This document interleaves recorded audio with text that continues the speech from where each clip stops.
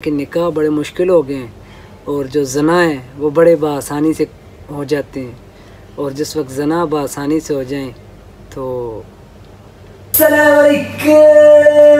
Welcome back, we are another vlog. उम्मीद करता हूँ मेरे तमाम अहबाब जी वक़ार खैराफियत से होंगे। तो अजीज़ों 7:30 हो गए, अभी मैं उठा हूँ, नहाया हूँ, तो ड्यूटी पे जाने के लिए तैयारी की है। तो मैंने कहा है, मुझे सुबह सुबह नाश्ते का मेरा मूड बिल्कुल नहीं होता, लेकिन मैंने अभी ये चाय बनानी है और साथ ये देखने खूब गर्म हो रहे हैं, सालन ये पड़े हैं, और हम नाश्ता करते हैं और फिर चलते हैं काम के लिए, निकलते हैं। तो ये है हमारे पाजी ने, आपने पहले भी देखा होगा एक व्लॉग में। सत श्री अकाल।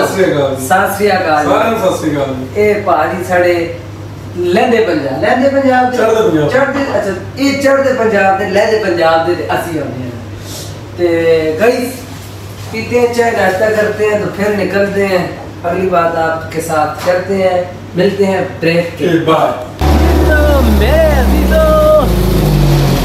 यार धूप बड़ी क्लास की है, इतनी क्लास की है ना कि बंदा इस धूप में राख बन जाए। 10 मिनट खड़ा है, इतनी सख्त तरीन किस्म की धूप है इस वक्त। सुबह सुबह ही है लेकिन बहुत तेज़ धूप है यार। खैर कोई नहीं, तो अभी हम आ गए हैं, देख सकते हैं स्टेशन पे नहीं सॉरी बस स्टॉप पे आ गए हैं, और ये रहा बस स्टॉप। ठीक है, तो अभी हम इंतज़ार करते हैं, तो बस आने वाली ही होगी। चलते हैं बस पे, बैठते हैं, तो फिर चलते हैं स्टेशन पे।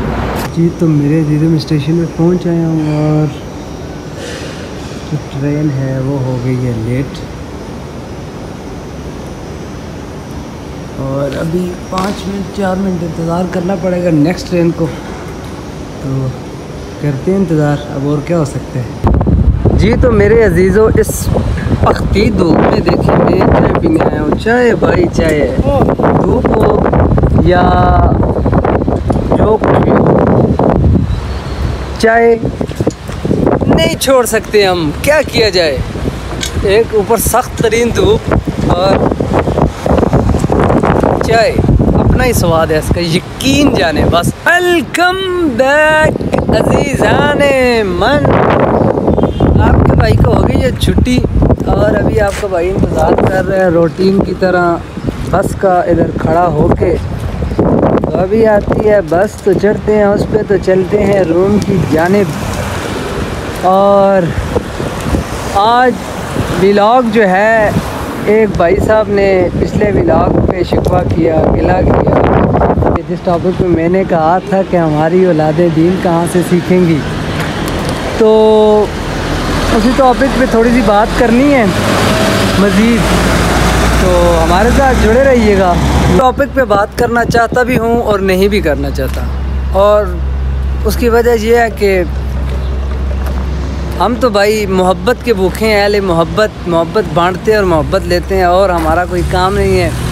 ठीक है, लेकिन वो मैंने जो उस दिन व्लॉग बनाया तो उस पर कुछ अहबाब ने गिला किया कि आपने अटैक किया किसी पे, मतलब किसी की पर्सनैलिटी को या किसी एक ही फ़िरके को या एक ही मसलक को आपने अटैक करके मौलवियों को ही आपने ये बात कही है। ऐसा नहीं है भाई, मैं तफसील से ये बात आपको कहीं जगह बैठ के इंशाल्लाह इस बात पे हम आगे मज़ीद तफसील से बात करेंगे। लेकिन अभी मैं चलता हूँ, बस पे बैठते हैं, चलते हैं यहाँ से कोई अच्छी सी सुकून वाली जगह देख के वहाँ बैठ के, तो इस मौजू पे हम थोड़ी सी मज़ीद तफसील से बात करेंगे, और जिन अहबाब का शिकवा है उनका शिकवा भी दूर करेंगे। बस यार मोहब्बतें समेटो और मोहब्बतें बांटो, और कुछ नहीं है इस दुनिया में। बस इंसान को पैदा किया है दर्द दिल के वास्ते। अगर आप में और मुझ में दर्द दिल नहीं ना, एक दूसरे के लिए, एक दूसरे के लिए रहम और करम नहीं, एक दूसरे के लिए हमारे दिलों में अगर इंसानियत नहीं पाई जाती, तो इससे अच्छा है कि ये दिल मुर्दा हो जाए और मर जाएं,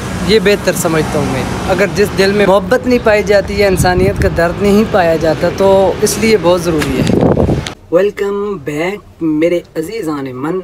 तो हम आ गए हैं वापस रूम में, और बाहर तो मुझे कहीं जगह ऐसी नहीं मिली जहाँ मैं बैठ के सुकून से बात कर सकता है इस टॉपिक पे, और मैंने कहा कि चले रूम में चलते हैं और इस टॉपिक पे बात करते हैं। तो अभी मैंने रिंग लाइट पे सामने मोबाइल लगाया हुआ है, और मैं सामने आपके बैठ गया हूँ। तो अलमुख्तसर बात करते हैं। मैंने पिछले दिनों व्लॉग अपलोड किए थे, गालिबन 3 दिन पहले या 4 दिन पहले।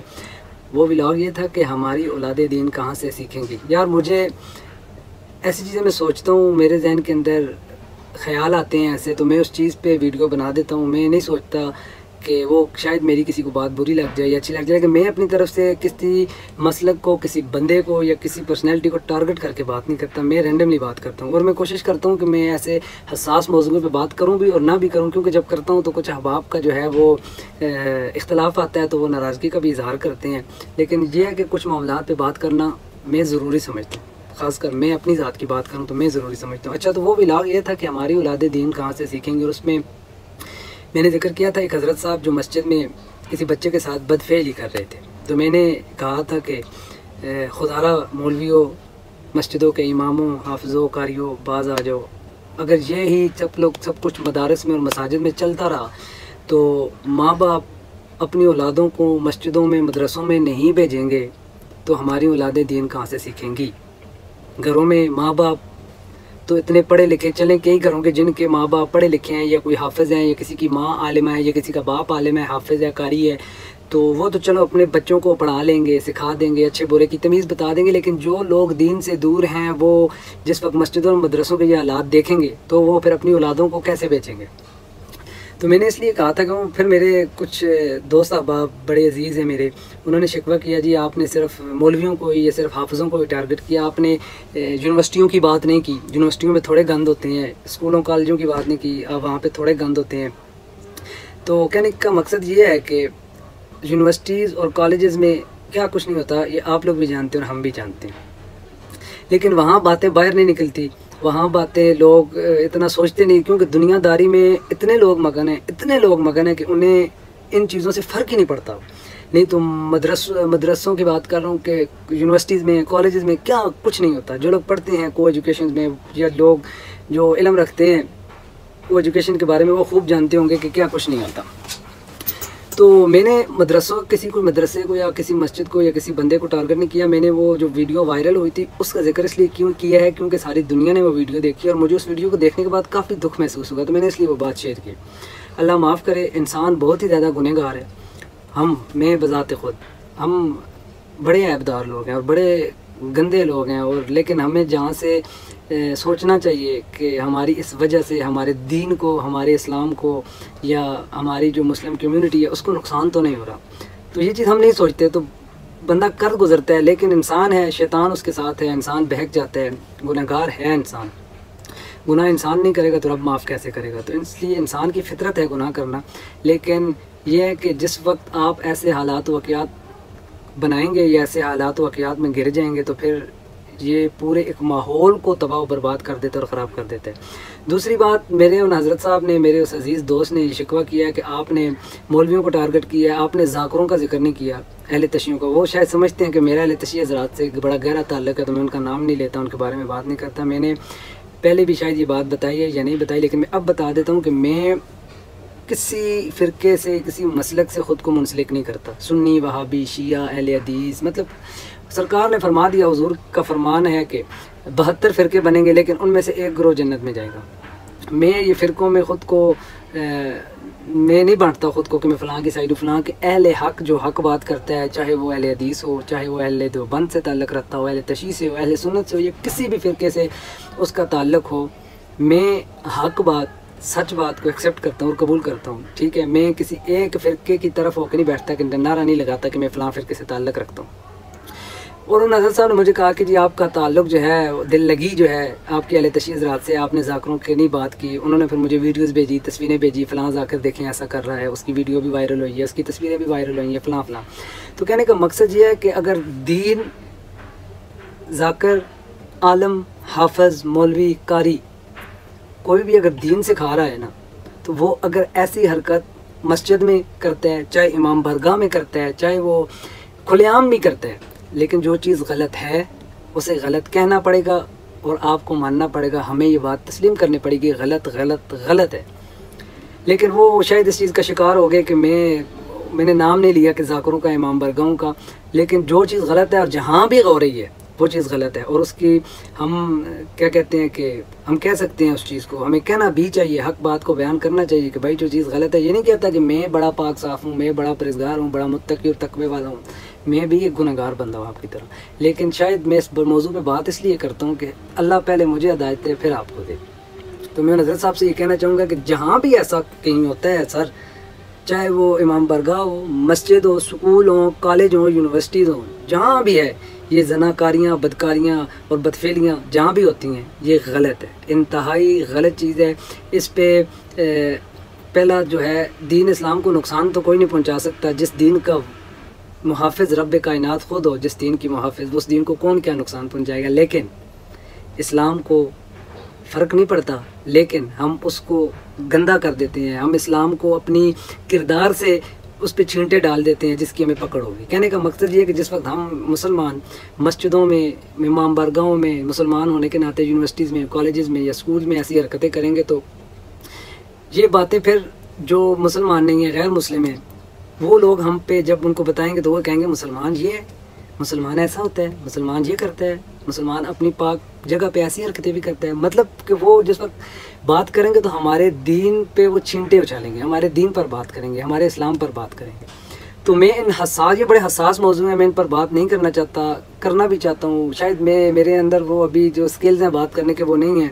मैं बात करने का तरीक़ाकार जो है, बात करने का जो ढंग है वो मैं अपने अंदर अडॉप्ट करता हूँ कि शायद मेरे अंदर बात करने का एक अच्छा अंदाज़ पैदा। शायद कैमरे के सामने बात करना थोड़ा मुश्किल भी होता है, लेकिन मैं कहना ये चाहता हूँ कि अगर हमारे अहले तशरीह भी हज़रात भी अगर हैं, अहले सुन्नत हैं, वहाबी हैं, अहले हदीस हैं, जो किसी मसलक से भी ताल्लुक़ रखते हैं, वो रसूलुल्लाह को और खुदा की ज़ात को मानते हैं। अगर बाकी हस्तियों से, शख्सियात से अगर इख्तलाफ भी है तो ईमान, कलमा, मुसलमान वो होता है जिसने 5 अरकान को मान लिया, कलमा, नमाज, रोज़ा, ज़कात और हज, इन चीज़ों का वो इकरार करता है। अंदर उसके दिल क्या है, मानता है, दिल से नहीं मानता, वो रब जानते। लेकिन अगर उसने ज़ुबान से इकरार कर दिया है तो वो मुसलमान तसव्वुर किया जाएगा। ठीक है, तो अहले तशरीह हज़रात, अहले सुन्नत, वाबी, कोई भी फ़िरका है, वो अपने दीन को, खुदा और रसूल की ज़ात को जिस वक्त अगले लोगों में या अपने आने वाली नस्लों में बताते हैं उन्हें कि हमारे रसूलुल्लाह का ये दीन है, अल्लाह ने जो हमारे लिए खूबसूरत दीन, प्यारा दीन, खुशबूदार दीन भेजा है वो ये है। और अगर हम उस दीन में गलतियाँ करते हैं, उसमें जो जिन चीज़ों को गलाजत और पलीदी कहा गया हम उनमें पढ़ते हैं, तो फिर हम अपने दीन को नुकसान देते हैं। आज तक 1400 साल में देखा जाए तो इस्लाम को अगर नुकसान किसी ने दिया है तो मुसलमानों ने ही, हमने खुद दिया है। हम खुद इतने नकम्मे और नखट्टू किस्म के मुसलमान हैं कि कभी कभार तो शर्म महसूस होती है कि हम मुसलमान कहलाने के लायक भी हैं या नहीं। मुझे एक साहिब ने बड़ी खूबसूरत बात कही थी, कहते हैं ये कागज़ लो, एक सफ़ेद कोरा कागज़, और पेंसिल बिल्कुल शॉर्प हुई लो, आगे से उसकी नोक निकली हुई हो, और उस पेंसिल को कागज़ के ऊपर सिर्फ एक मरतबा ऐसे लगा के उठा लो, वो जो एक डॉट बन जाता है ना उस सफ़ेद कोरे कागज़ पे। उस बंदे ने कहा है कि हमारा ईमान उतना भी नहीं है दौर हाज़िर में। और देखा जाए तो बात उसने ठीक की है। कहते हैं कि अगर रसूलुल्लाह के दौर के मुसलमान, असहाब रसूल, अहले बैत अतहार, इस दौर में अगर हम लोगों को देख लेना तो ये तो सीधा कहेंगे ये तो मुनाफिक हैं। और इस बात को कबूल करना पड़ेगा, मुनाफिकत हमारे अंदर कूट कूट के भरी जाती है। हर किस्म की गलाजत, पलीदी, हर किस्म का बुरा ऐब, बुरी बात, बुरी हरकत हमारे अंदर पाई जाती है। ठीक है, और बात कहीं की कहीं और निकली जा रही है। तो कहने का मकसद मतलब यही है कि मैंने किसी को टारगेट करके बात नहीं की, किसी मसलक को, किसी फ़िरके को, किसी शख्सियत को। मैंने सिर्फ कहा है जो इमाम बरगाहों में भी बैठ के दीन पढ़ाते हैं वो भी आलम है, जो मस्जिदों में भी दीन बैठ के पढ़ाते हैं वो भी आलम है, वो भी दीन पढ़े हुए हैं, खुदा और रसूल का और अहले बैत अतहार और असहाब रसूल की मोहब्बत का ही दर्स देते हैं। तो अगर वो दर्स जहाँ वो बैठ के देते हैं अगर वहाँ ही भरोसा ना किया गया तो मुझे ये बताएं कि जो वहाँ बैठ के बच्चे दर्स हासिल करते हैं, पढ़ते हैं, दीन इस्लाम की तालीम हासिल करते हैं, माँ बाप क्या, एक तो दौर ऐसा चल रहा है कि हमारी जो ये चल रही है नस्ल, ये दीन से तो इतनी दूर है कि जिसका अंदाज़ा कोई नहीं है। लेकिन अगर हमारी यही हरकतें रही मस्जिदों में, इमाम बारगाहों में, स्कूल्स में, कॉलेजेस में, आगे हमारा दीन कितनी ज़ख्मी, हमने लोगों ने ज़ख्मी कर दिया अपने दीन इस्लाम को, अपनी हरकतों की वजह से, अपनी फजूल लगवियात की वजह से, हमने अपने दीन को बड़ा ज़ख्मी किया है। तो गुजारिश यही थी कि अगर यही चलता रहा तो आने वाली नस्लें, मैं अपने कई व्लॉग में ये बात पहले कर चुका हूँ, डर लगता है कि काफिर और मुशरिक ना पैदा हो जाए। क्योंकि अगर मस्जिदों से दूर हो गए, इमाम बारगाहों से जो वो भी तालीम देते हैं, अहले तशरीह हज़रात भी, मैं इसलिए ये बात कर रहा हूँ क्योंकि मेरे वो भाई साहब, मेरे अजीज़ जो हैं वो नाराज़ हुए थे। इमाम बारगाहों में भी खुदा रसूल का ही दर्द दिया जाता है। अगर वहाँ से भी दूर हुए, मस्जिदों से भी बच्चे दूर हो गए, तो दूर होते होते होते होते ये नस्लें दूर हो जाएंगी फिर दीन से। तो इसलिए ये नुकसान आपका, मेरा या किसी सुन्नी वहाबी अहले तशरीह का नहीं है, ये आने वाली नस्लों का है। जो हमारे आने वाली नस्लें होंगी, आपकी हमारी या जो चल रही हैं, उनका नुकसान होगा। वो दीन कहाँ से सीखेंगे? वो मस्जिदों में नहीं भेजेंगे, ठीक है। वो स्कूल कॉलेजेस तो बात ही ना करें, वहाँ तो लोगों की एक मेंटालिटी जो है, वो सोच ही एक डिफरेंट है, उनका अपना ही एक नज़रिया है। तो अल्लाह पाक हमारे दीन ईमान की हमें हिफाजत करने की तौफीक अता फरमाए, और दीन ईमान, कुरान और हया वाली, गैरत वाली, इश्क़ मुस्तफ़ा वाली सच्ची ज़िंदगी अता फरमाए। और रब कायनात मुनाफ़िक़त से, कीना, हसद, बुग़्ज़ से, बख़ीली से हमें बचने की तौफीक अता फरमाए, और हर किस्म के ऐब से, गुनाह से, ज़नाकारी से, बदकारी से, ख़यानत से दूर रखे। आजकल तो माशरा ऐसा है कि निकाह बड़े मुश्किल हो गए हैं, और जो ज़ना है वो बड़े बआसानी से हो जाते हैं। और जिस वक्त ज़ना बआसानी से हो जाएँ तो आप खुद जानते हैं कि जिन नस्लों में ज़ना चल पड़े, क्योंकि ये फिर अगर एक के साथ किया जाए तो वो फिर माँ के साथ, बहन के साथ, बीवी के साथ, बेटी के साथ, ये फिर चीज़ नस्लों में पैवस्त हो जाती है। और हम इस चीज़ को नहीं समझते। बड़े दुख से कह रहा हूँ कि हम लोग नहीं समझते। हम लोग बड़े ही झूठे और मक्कार किस्म के मुसलमान हैं। हम दावा तो करते हैं हम मुसलमान हैं, हम मोमिन हैं, हम कलमा गो हैं, लेकिन हम बड़े ही झूठे और मक्कार किस्म के मुसलमान हैं। दुख से कहना पड़ रहा है, यही एक तल्ख हकीकत है और तल्ख अलमी है। तो मेरे वो हज़रत जिनके लिए मैंने ये व्लॉग बनाया, उनसे गुजारिश यही है कि मैंने हज़रत आपको या किसी मसलक फ़िरके को या मौलवी किसी को टारगेट नहीं किया। मैंने एक रैंडम बात की थी, पर अगर आपको कुछ बातें उसमें मेरी बुरी लगी हो तो मैं उसके लिए निहायत ही माज़रत ख्वाह हूँ। बच्चों के, आने वाली नस्लों के बारे में शायद हम, आप और ये जो सुनने वाले जितने भी हैं, हम नहीं सोचेंगे तो कौन सोचेगा।